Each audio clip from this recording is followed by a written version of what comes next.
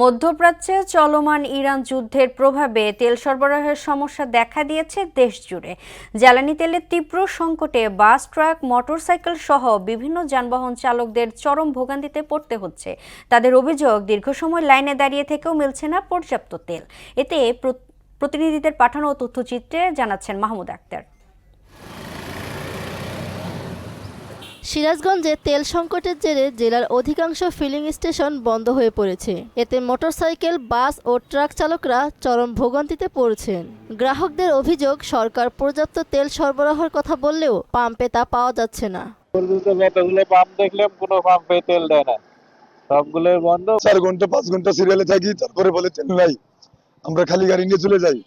3 দিন হলো আমরা তেল পাচ্ছি না, আমরা ব্যবসা করতে পারছি না। আমরা প্রশাসনের দৃষ্টি আকর্ষণ করছি যে আমরা পাম্পে গেলে তেল পাই না, অথচ খোলা বাজারে অ্যাভেলেবল তেল পাওয়া যায় 200 টাকা থেকে 250 টাকা লিটারে। জ্বালানি বিতরণকারী 3টি প্রতিষ্ঠানের প্রকাশিত তালিকা থেকে জানা যায়, রাজশাহী, রংপুর ও ময়মনসিংহ বিভাগের 20টি জেলার 285টি পেট্রোল পাম্পে 23,72,000 লিটার জ্বালানি সরবরাহ করা হয়। এতে সরবরাহকৃত জ্বালানি চাহিদার তুলনায় খুবই কম বলে ক্ষোভ প্রকাশ করেন জ্বালানি তেল ব্যবসায়ীরা।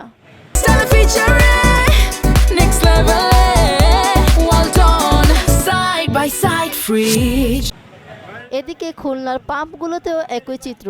দীর্ঘ লাইনে অপেক্ষা করেও মিলছে না পর্যাপ্ত তেল। এতে চরম ভোগান্তিতে পড়েছেন যানবাহন ও মোটরসাইকেল আরোহীরা।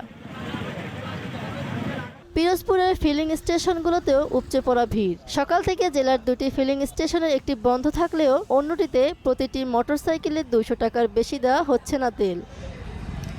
এছাড়াও ফিলিং স্টেশনে অকটেন না থাকায় ভোগান্তিতে পড়েছেন হাজারো যানবাহন চালক। তবে অভিযোগ উঠেছে, পাম্পে তেল না থাকলেও স্থানীয় বাজারগুলোতে বোতলে করে চড়া দামে বিক্রি হচ্ছে জ্বালানি। এ নিয়ে ক্ষোভ জানিয়েছেন সাধারণ মানুষ। সরকার বলে তেল আছে, মন্ত্রীরা বলে তেল আছে, সবাই বলতেছে তেল আছে, কিন্তু শুধু পাম্পে আসলেই দেখা যায় তেল নাই। তেলের পরিমাণটা যদি বৃদ্ধি করে, এই জন্য এটা করলে আমাদের সুবিধা হবে। এদিকে ফিলিং স্টেশনগুলোতে চাপ কমাতে চাঁপাইনবাবগঞ্জের শিবগঞ্জ উপজেলায় লাইসেন্সবিহীন মোটরসাইকেল চলাচল নিয়ন্ত্রণে কঠোর পদক্ষেপ নিয়েছে প্রশাসন। লাইসেন্সবিহীন কোনো ধরনের যানবাহন আসলে চলা আইনগতভাবে সম্পূর্ণ নিষিদ্ধ। কাজেই সেই সকল যানবাহনগুলোতে কখনো আমরা পেট্রোল পাম্পগুলোতে আমাদের নির্দেশনা রয়েছে, তাদেরকে আমরা তেল সরবরাহ করব না। ফিলিং স্টেশনগুলোতে তেলের কৃত্রিম সংকট তৈরি বা কালোবাজারি এবং কোনো অপ্রীতিকর ঘটনা এড়াতে মোতায়েন করা হয়েছে পুলিশ। মাহমুদ আক্তার, মোহনা সংবাদ।